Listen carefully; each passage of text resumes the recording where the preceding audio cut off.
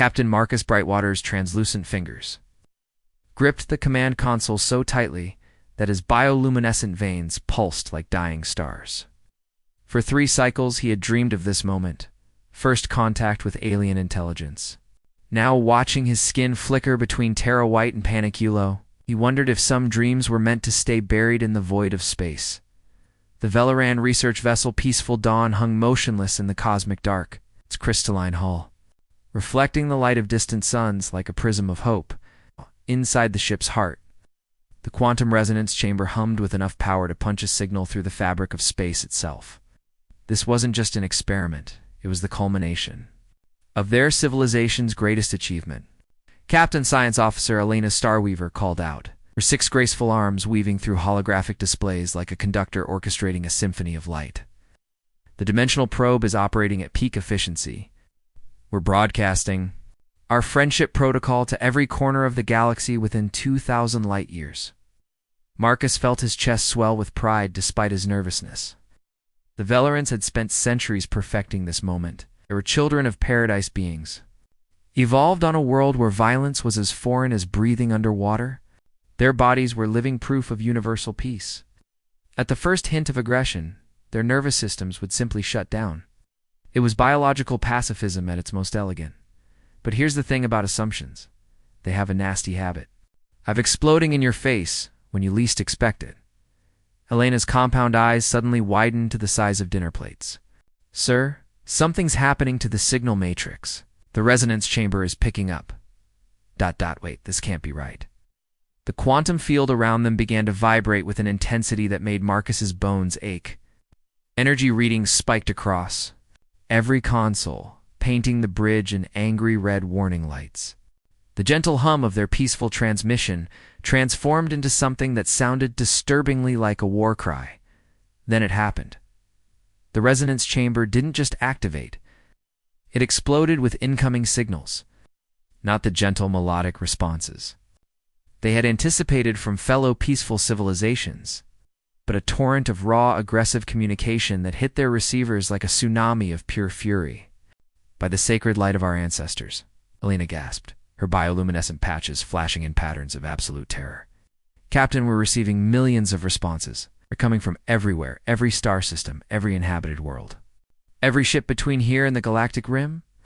Marcus stared at the tactical display in horror as thousands of blips appeared across the screen. Each one represented a responding signal, but these weren't the gentle acknowledgments of peaceful researchers. These signals carried an emotional weight that made his peaceful Velaran mind reel in confusion. What Marcus and his crew didn't know, what they couldn't possibly know, was that their carefully crafted friendship signal had been broadcast on frequency 2847.6. To the Velarans, it was simply the optimal channel for long-range communication. But to humanity, frequency 2847.6 was the universal emergency distress channel. The same frequency used when colonies faced extinction from alien predators. The same channel that screamed across space when human settlements were being overrun by hostile forces. The frequency that meant one thing, and one thing only. Innocent people were dying. And they needed help now. Picture this. You're sitting peacefully in your living room, when suddenly, every emergency siren in your city starts blaring at once. That's exactly what happened to humanity, except their city was spread across half the galaxy. On mining ships in the Outer Rim, crews abandoned their operations mid-extraction. Merchant vessels changed course without hesitation, their cargo holds suddenly filled with improvised weapons. Military bases that hadn't seen action in decades roared to life like sleeping dragons awakened by the scent of battle. Commander Sarah Mitchell was reviewing supply reports on the cargo hauler Steel Resolve when the signal hit. Colonial Marine for 15 years before retiring to freight duty.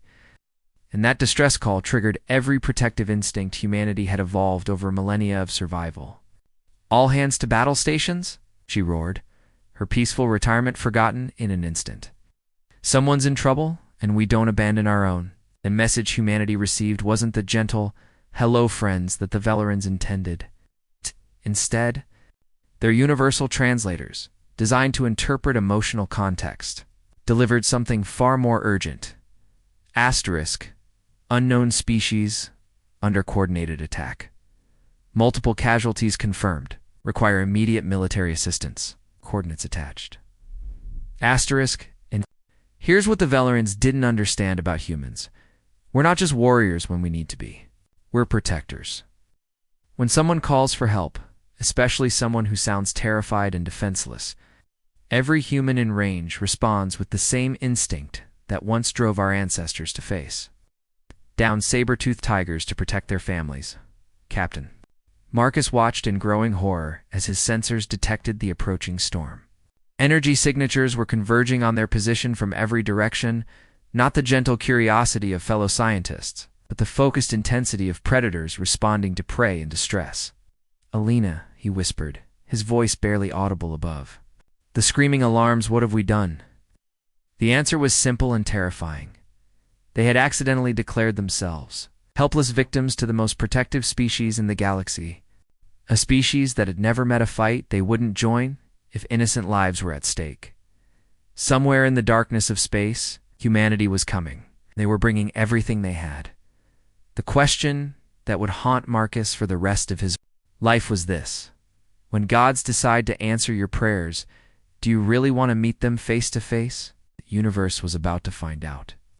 Admiral Jake Thompson had seen a lot of ugly things in his 30-year military career, but nothing had prepared him for this moment. Standing on the command bridge of the Human Defense Force flagship Iron Thunder, he watched his tactical display transform from routine patrol monitoring into something that looked like the universe itself was catching fire. Thousands of green blips were converging on a single point in space, each one representing a human vessel changing course with deadly purpose. This wasn't just a military response. This was something far more primitive and terrifying. This was humanity's pack instinct activated on a galactic scale. Admiral Colonel Lisa Blackwood's voice cut through the bridge chatter like a laser. "Through steel, we've got every available ship within range responding to the distress signal. Military destroyers, civilian transports, deep space mining operations, cargo haulers, hell, even the prison ships are requesting permission to join the rescue fleet." Thompson's weathered face hardened into stone. In all his years of service, he had never seen a response like this. When humans heard a distress call, they responded. But when an entire species broadcast a cry for help, that meant something so horrific was happening that diplomacy was already dead and buried. Someone had hurt innocent people badly enough to trigger a species-wide emergency response. That didn't mean pirates or raiders.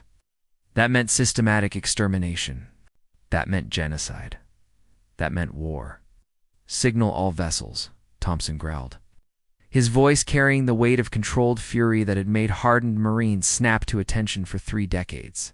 "Full battle stations. Whatever these poor bastards are facing out there, we're going to make damn sure their attackers regret ever being born." But here's where things get interesting and a little terrifying. You see, when most species mobilize for war, they send their military. Humans, we send everything that can fly, fight, or carry a weapon. Because to us, protecting innocent lives isn't a job for professional soldiers. It's a job for everyone. Lieutenant Commander Alex Rodriguez leaned over the communications console, his earpiece crackling with incoming messages from across the sector. "Sir," Captain Riley Martinez on the converted mining vessel Vengeance reports. "Her crew is, quote, ready to introduce some aliens to good old-fashioned human hospitality," unquote. Thompson's grim expression cracked just enough to show a predator's smile.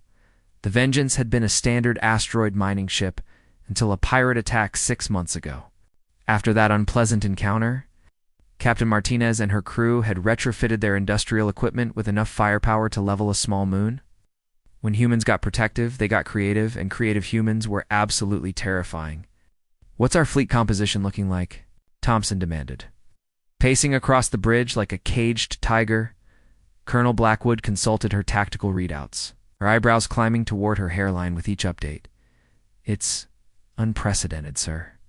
We've got everything from frontline battlecruisers, 2 garbage scouts with improvised weapon mounts. The cargo hauler Big Bertha just reported they've strapped mining charges to their loading arms. The passenger liner Serenity has somehow acquired military-grade shielding and torpedo launchers. Think about that for a moment. Imagine if every school bus in America suddenly sprouted machine guns, or if delivery trucks started carrying rocket launchers. That's essentially what was happening across human space. Civilian vessels were transforming into instruments of war, with the efficiency that only comes from generations of survival instinct. "Sir," the tactical officer called out, his voice tight with something between excitement and disbelief. "We're getting confirmation signals from sectors 7 through 15. Every human settlement with a functioning spacecraft is contributing to the fleet." Thompson studied the holographic displays showing ship positions throughout their region of the galaxy. It looked like every star system controlled by humans had suddenly become a military staging area. Mining colonies were contributing their industrial ships. Agricultural worlds were sending their transport vessels. Even the scientific research stations were launching their exploration craft, all of them heading toward the same coordinates, where someone had screamed for help. "ETA to the target zone?" Thompson barked. 6 hours and 37 minutes, sir," Rodriguez replied. "Fleet coordination reports will have simultaneous arrival 3,000. 412 vessels confirmed, with more joining every minute. 3,000 ships." Let that number sink in for a moment. The largest military operation in recorded galactic history had involved maybe 600 vessels. Humans were about to show up with 5 times that number, and half of them weren't even military.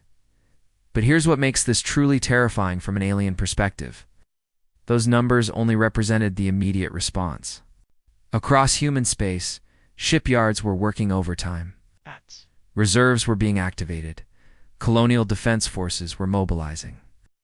The distress signal had triggered something that hadn't been seen since humanity's darkest wars, total species mobilization. Colonel Blackwood approached Thompson with a datapad, her expression grim.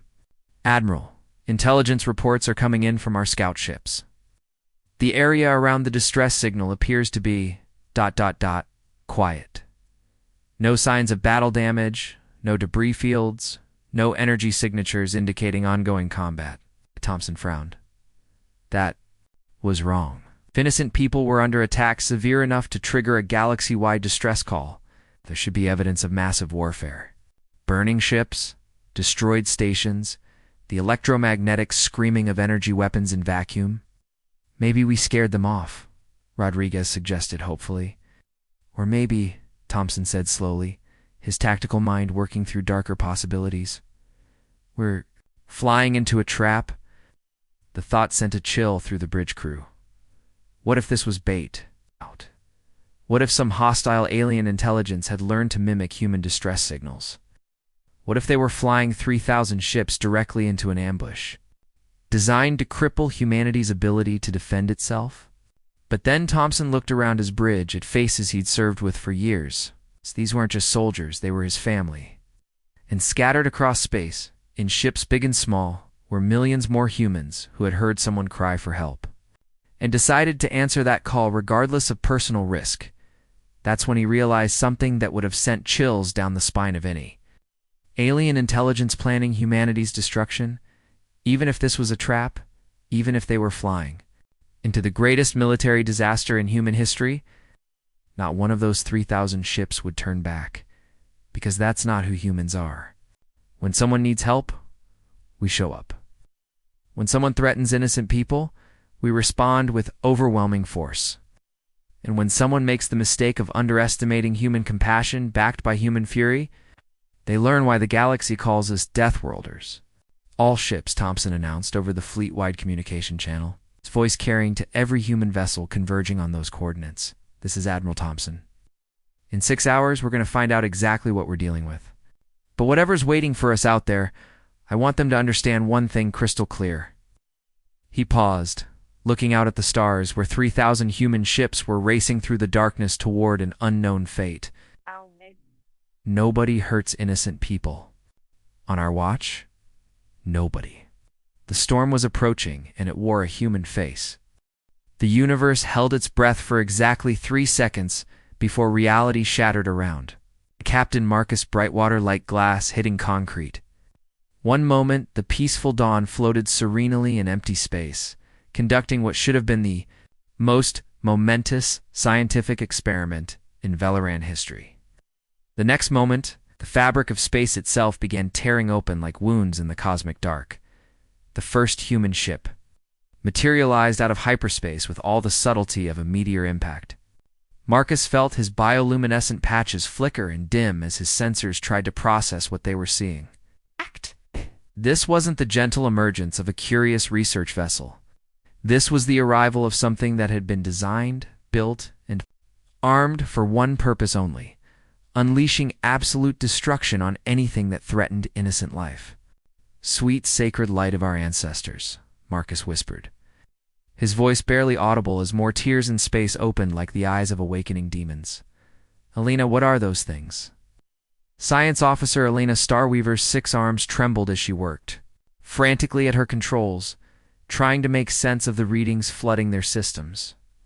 Her compound eyes evolved to appreciate the delicate beauty of their paradise world, now stared in horror at shapes that violated every principle of peaceful engineering she had ever learned. The human vessels weren't ships. They were nightmares made manifest in steel and composite armor, where Velaran craft were grown like living flowers. Their hulls curved and organic, designed to harmonize with the cosmic flow.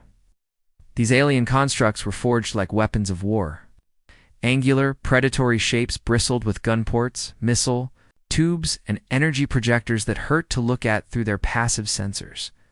But here's the thing that would have made Marcus laugh if he wasn't currently experiencing the closest thing to a panic attack: his peaceful biology would allow. Each one of those terrifying war machines was racing toward his position, not to destroy him, but to save him. "Captain, communications." Officer Zara Lightwhisper shrieked from her station, her voice climbing octaves as more human ships continued to materialize around them.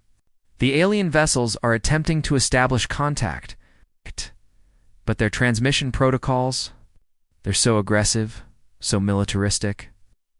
Marcus watched his tactical display transform from empty space to what looked like the largest military formation in galactic history. Hundreds of ships, then thousands. Each one a mobile fortress capable of reducing planets to asteroids. Every single one of them focused on his tiny research vessel with the intensity of protective parents discovering their child in danger. The translation matrix finally locked onto the alien communication. And when the voice came through their speakers, it carried the weight of absolute authority backed by overwhelming force. It was a voice like grinding steel, like avalanches, like the sound mountains would make if they learned to speak of war. "Unknown vessel, this is Admiral Thompson of the Human Defense Force. We received your Code Black emergency distress signal. Report current enemy positions and casualties. We are here to extract you and neutralize all hostile forces. Repeat, report enemy positions immediately." Marcus felt every bioluminescent patch on his body shut down in terror. These beings, these humans, they spoke in military terminology that his peaceful mind could barely comprehend. Codes, enemies, extraction, neutralization, they had mobilized. Thousands of warships because they thought someone was trying to hurt him. But wait, it gets better.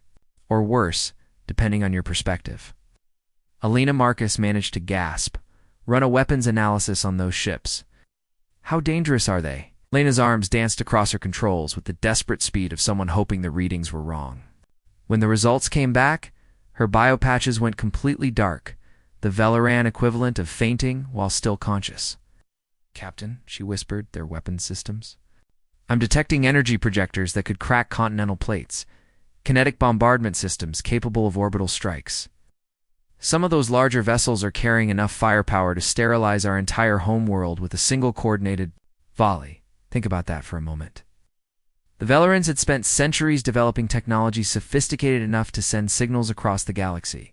These humans had spent those same centuries developing technology sophisticated enough to end entire civilizations, and they brought it all here because they thought someone needed help. The communications board lit up again, this time. Admiral Thompson's voice carried an edge of impatience that made Marcus's nervous system threaten to shut down entirely. "Unknown vessel, We are detecting no enemy signatures in your immediate vicinity. Have hostile forces withdrawn? Do you require medical assistance? We have hospital ships standing by. Hospital ships. They brought hospital ships to a rescue operation, along with enough military hardware to conquer small star systems. Marcus was beginning to understand that humans operated on a scale of protective response that his species hadn't even imagined possible. Send a response, Marcus managed, his voice cracking like an adolescent's. Tell them there's been a mistake. We're conducting peaceful scientific research. There are no enemies, there is no emergency. But even as Communications Officer Zara transmitted their response, Marcus could see more human ships arriving. The fleet was growing by the minute, and each new vessel that dropped out of hyperspace looked more heavily armed than the last. Mining ships with improvised weapons, cargo haulers bristling with missile pods, even what appeared to be passenger liners equipped with military shielding, Sir Alina whispered, her voice filled with the kind of awe usually reserved for natural disasters.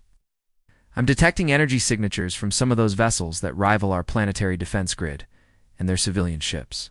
Kind of species arms their civilian population like this?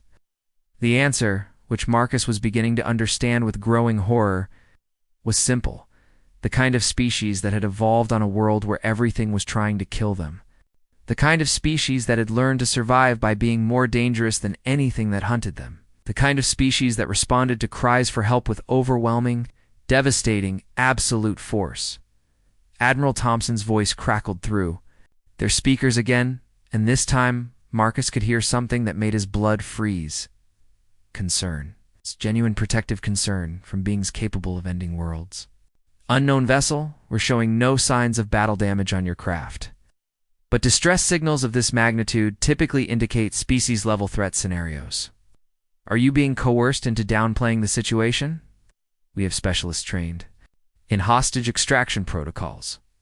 Hostage extraction protocols.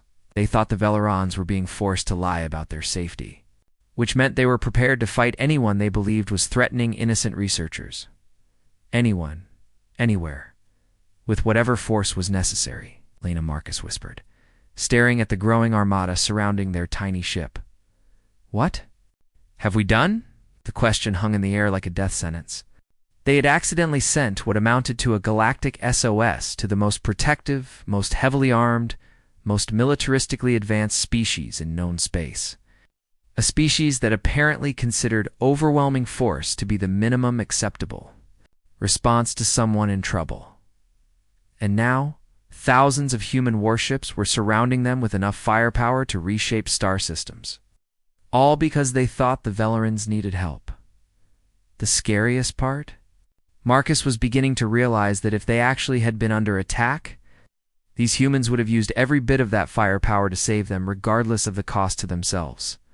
What kind of species does that? What kind of beings mobilize their entire civilization to help complete strangers? The answer was approaching through the darkness of space, bristling with weapons and burning with righteous fury. Gods help them all. Admiral Jake Thompson had interrogated enough prisoners of war to recognize the signs of someone lying under duress. The alien captain's response, claiming this was just research, set off every alarm bell in his tactical mind. Of military service, he'd seen this pattern before. Hostages forced to downplay their situation while their captors held weapons to their heads. Research my ass, Thompson muttered, studying the transmission data flowing across his command screens. The aliens' bio-readings showed stress patterns that screamed of absolute terror. Nobody got that scared conducting peaceful experiments unless someone very dangerous was making them pretend everything was fine. Intelligence. Officer David Stormwind leaned over the sensor console, his face grim as tactical data streamed in from across the sector. Admiral, we're detecting massive fleet movements throughout this region. Multiple unknown alien configurations, definitely hostile behavior patterns. They're scattering in all directions now that we've arrived in force. Thompson's jaw tightened. Classic enemy response. Hurt innocent people, then run like cowards when real opposition showed up. The tactical picture was becoming clear. Some aggressive alien species had attacked these peaceful researchers. and now they were fleeing because they'd bitten off more than they could chew. What? Thompson and his intelligence officer were actually detecting was something far different and infinitely more terrifying from an alien perspective. Word was spreading through the Galactic Trade Federation's communication networks like wildfire. The legendary Deathworlders had materialized in force, and they were looking for a fight. Captain Zellick of the merchant vessel Profit Margin had been the first to spot the human fleet through his long-range sensors. His urgent transmission to Federation headquarters had triggered the largest civilian evacuation in galactic history. Unknown military force of unprecedented size detected. Vessel configurations matched descriptions of human warships from restricted intelligence files. Recommend immediate sector evacuation. These are the Deathworlders. Repeat, these are the Deathworlders. But here's where things get really interesting and terrifying. You see, humans had a reputation in certain classified alien intelligence circles. Not as conquerors or invaders, but as something far worse. Protectors who responded to threats against innocent life with absolutely disproportionate force. Fleet status report, Thompson barked. Pacing the bridge like a caged predator, Colonel Lisa Blackwood consulted her tactical displays. Her expression a mixture of professional pride and barely controlled amazement. 3,400? Vessels and still growing, sir? We're getting real-time updates from across the sector. Captain Rachel Ironheart on the heavy cruiser-destroyer reports her crew is locked, loaded, and ready for maximum violence. The mining consortium has jury-rigged their industrial equipment with torpedo launchers. Hell, even the garbage scows are running military escorts now? Think about that for a moment. Garbage trucks with military escorts. Trash collectors armed for war. This wasn't just a military response, this was an entire species, transforming itself into an instrument of protective fury in real time. Lieutenant Rodriguez's communication station lit up with incoming reports. From across the human fleet, Admiral, the passenger liner Serenity has somehow acquired military-grade shielding and defensive systems. The cargo hauler Big Bertha reports they've strapped mining charges to their loading arms and, quote, are ready to introduce some aliens to the business end of human engineering, unquote. Thompson smiled grimly. When humans got protective, they got creative. And creative humans were absolutely terrifying to anyone stupid enough to threaten innocent people. The galaxy was about to learn a lesson that every predator on Earth had learned the hard way. Humans were persistence hunters who never ever gave up when someone needed protection. But wait, it gets better. Or worse, depending on which side of this misunderstanding you're on. Sir Stormwind reported, his voice tight with controlled anger. We're intercepting communication traffic from the fleeing vessels. Translation protocols are having difficulty with their languages, but the emotional context is clear. They're terrified, running scared because they know we're here to make them pay for what they've done. What the intelligence officer was actually intercepting were panicked merchant captains, screaming warnings about the human fleet across every communication channel in the sector. Messages like, Deathworld fleet detected, recommend immediate withdrawal from Sector 7 through 15, and human warships confirmed. Evacuation protocols in effect, do not engage. Repeat, do not engage the Deathworlders. Thompson opened a direct channel to the alien research vessel, his voice carrying the weight of 3,000 warships and the fury of an entire species that had heard. Someone cry for help? Captain Marcus, this is Admiral Thompson. Yes? We have overwhelming force and position, and enemy fleets are already retreating. Identify your attackers and their last known positions. We will solve your problem permanently. Ow. The words hit the bridge of the peaceful dawn like a physical blow. Captain Marcus felt his bioluminescent patches shut down completely as the full implications crashed over him. These humans, these terrifying, heavily armed, absolutely lethal humans, thought there was an active war happening. They had brought enough firepower to end star systems to fight it. Alina Marcus whispered to his science officer, his voice barely audible above the hum of their ship's systems, I think we may have accidentally summoned the apocalypse. Science officer Alina Starweaver's 6 arms trembled as she pulled up tactical analyses of the human fleet surrounding them.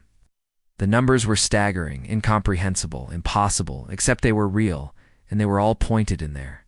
Direction with protective intent. "Captain," she managed, "their fleet composition analysis shows enough concentrated firepower to sterilize entire solar systems. They've brought dreadnoughts, battle cruisers, assault carriers, and those are just the military vessels. The civilian ships are carrying weapons that would qualify as planetary defense systems." On the human flagship, Thompson studied the lack of response from the alien vessel and felt his protective instincts spike higher.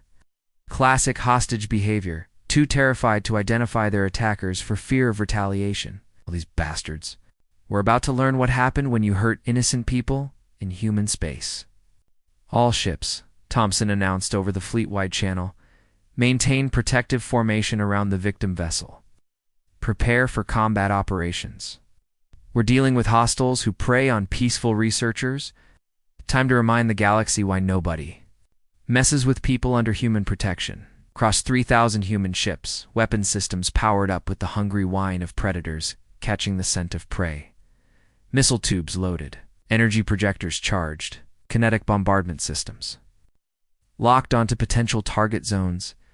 The largest protective response in galactic history, prepared to unleash absolute devastation on whoever had made the mistake of threatening innocent aliens."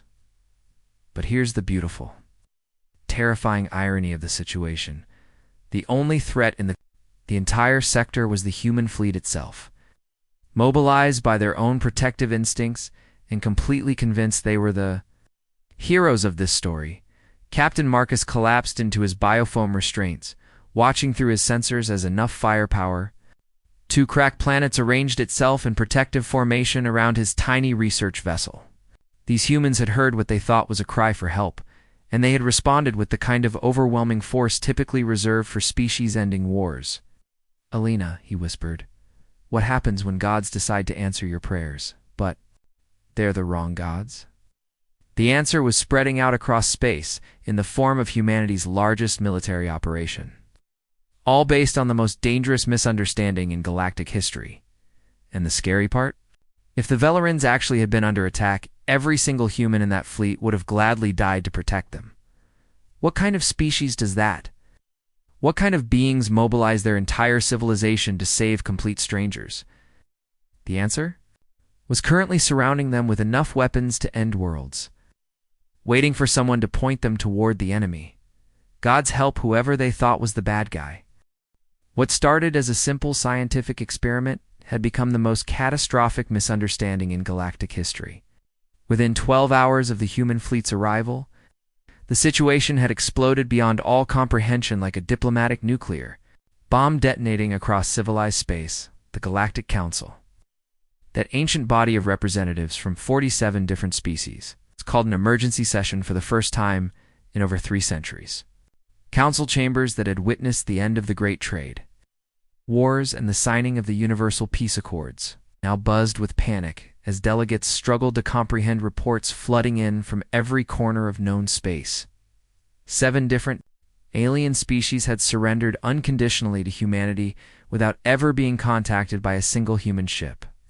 The crystalline Zephyrites transmitted their complete governmental codes within 6 hours. Aquatic tidal lords offered tribute. Fleets. The insectoid hive queens sent formal declarations of submission, along with detailed maps of their colony worlds. Think about that for a moment. Entire civilizations were surrendering to a species they'd never met, based purely on reports of the human fleet's size and apparent combat readiness. Trade routes spanning half the galaxy had shut down in panic. The great commercial highway that connected over 200 star systems went silent for the first time since its establishment. Merchant vessels that had safely plied space lanes for generations were now hiding in asteroid fields.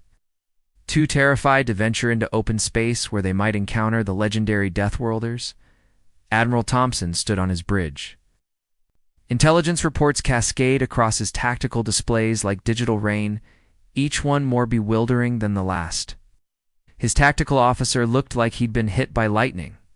"Sir," Lieutenant Rodriguez reported, his voice cracking with disbelief, "we're getting surrender offers from species we've never heard of. The crystalline hegemony just transmitted what appears to be their entire military deployment schedule. The Voidwalkers are offering to relocate their entire civilization to avoid conflict with us. Thompson rubbed his temples, feeling the beginnings of what promised to be a legendary headache. Rodriguez, we came here to rescue some scientists. How the hell did we accidentally conquer half the galaxy? The answer came sooner than he expected, in the form of a small diplomatic vessel that approached the human fleet, broadcasting every peace signal known to galactic civilization. White flags, universal ceasefire codes, even what appeared to be religious symbols of mercy and forgiveness. But here's where the situation went from absurd to absolutely heartbreaking. The galactic peacekeeping diplomat who stepped aboard the Iron Thunder was a being called Ambassador Quillix, member of the Peaceful Harmony Coalition. This elderly alien species had spent 10,000 years perfecting the art of diplomatic resolution. Was literally weeping as he was escorted to the conference room. Please, Ambassador Quillix begged, his translator struggling to convey the emotional weight of his words. We understand your species possesses overwhelming military superiority. We acknowledge the power you've demonstrated by mobilizing such a massive fleet. We beg you, do not annihilate our species for what was clearly a simple research error by the Velerans. Thompson stared at the weeping diplomat in complete confusion. Ambassador, nobody's planning to annihilate anyone. We came here because we received a distress signal. The emergency first contact meeting. That followed would go down in galactic history as the moment two completely different understandings of the universe collided. Head dash on Captain Marcus Brightwater, his bio patches flickering with embarrassment that made him look like a broken Christmas light. Tried to explain what had actually happened. Admiral Thompson, honored ambassador, we were just trying to say hello. We sent out a greeting to any intelligent life within range. We had no idea you would interpret it as a declaration of war or a call for military assistance. The silence that followed was so profound that you could have heard a pin drop in the vacuum of space. Thompson looked out through the conference room's viewport at his assembled fleet, mining barges with improvised railguns, passenger liners bristling with defensive systems, cargo haulers that had somehow acquired antimatter torpedoes, garbage scows running military escorts, 3,000 vessels that had mobilized because they thought innocent people needed help. Let me get this straight, Thompson said slowly, his command voice carrying an edge of disbelief that made seasoned officers shift nervously. You sent out a friendly greeting? Our computers interpreted it as an emergency distress signal, so we mobilized every available ship to come rescue you from attackers that don't exist. Essentially correct, Marcus whispered. Ambassador Quillix looked between the two captains like he was watching a tennis match played with nuclear weapons. You mean to tell me that humanity mobilized the largest military force in recorded galactic history to help complete strangers? Thompson scratched his head and looked around the room at faces that reflected his own bewilderment. Well, when you put it like that, it does sound a little extreme. But yeah, that's exactly what we did. The implications hit Ambassador Quillix like a meteor impact. This wasn't a species of conquerors or warmongers. These were protectors who responded to cries for help with absolutely devastating force. The galaxy had been terrified of humanity for all the wrong reasons. They weren't afraid of human aggression. They were afraid of human compassion backed by overwhelming firepower, well, Thompson said finally, looking out at the fleet that had accidentally conquered a quarter of the galaxy without firing a single shot. This is one hell of a diplomatic incident. But here's what makes this story truly remarkable and absolutely terrifying from an alien perspective.